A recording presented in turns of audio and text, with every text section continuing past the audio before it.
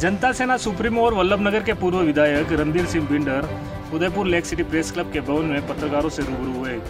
पत्रकारों से वार्ता करते हुए बिंडर ने कहा कि प्रदेश की गहलोत सरकार पर पूर्व में भी क्षेत्र में हो चुके कार्यों की पुनः घोषणा कर वाहवाही लूटने के आरोप लगाए। वहीं क्षेत्र की कई समस्याओं से भी रूबरू करवाया।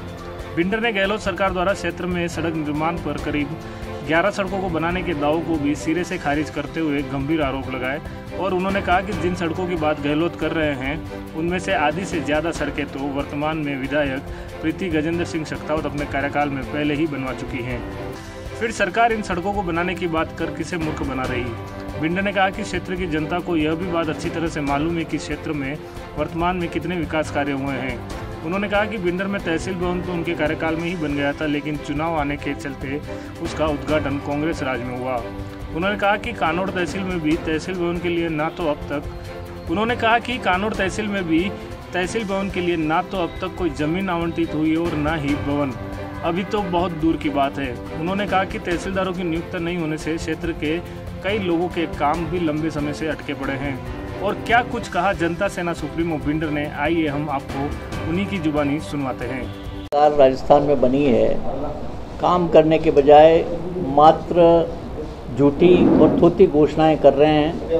और जिस तरह से अभी हमने देखा कि 10 करोड़ रुपए की सड़कों की घोषणा हुई है, 11 सड़कों की घोषणा हुई, उनमें से 5 सड़कें तो अभी बनी हुई है। तो उनके ऊपर घोषणा करके वो किससे धन्यवाद लेना चाहते हैं? क्या उनका मकसद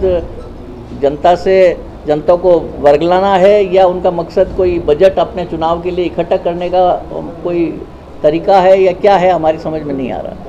और बहुत सी चीज़ें हैं, काम जो पिछली वसुंधरा राजे सरकार में हुए थे उन कामों को आगे बढ़ाते तो भी वल्लभनगर में बहुत अच्छा विकास हो जाता, लेकिन सभी कामों को ढिलाई देते हुए, उन कामों को पीछे रखते हुए मुख्यमंत्री जल स्वावलंबन योजना में करोड़ों रुपए खर्च हुए, लेकिन इस सरकार ने ध्यान नहीं दिया तो वो वृक्षारोपण जो किया था वो भी सूख गए और जो पानी की आवक होती थी वो भी वापस रुक गई। अब ये कह रहे हैं कि पानी बचाओ और वापस फिर योजनाएं चालू करें, फिर सरकारी धन को बर्बाद करेंगे।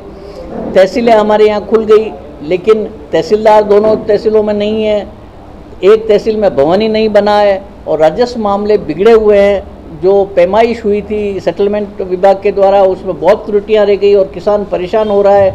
हमने इस मामले को ठेठ ऊपर तक उठाया, उसके बावजूद उस पर कोई रिलीफ नहीं मिली है और किसान बेचारा इधर से उधर भटक रहा है और 136 में उसको केस दर्ज एसडीओ के यहाँ कराना पड़ रहा है, तब जाकर के उसको रिलीफ मिल रही है।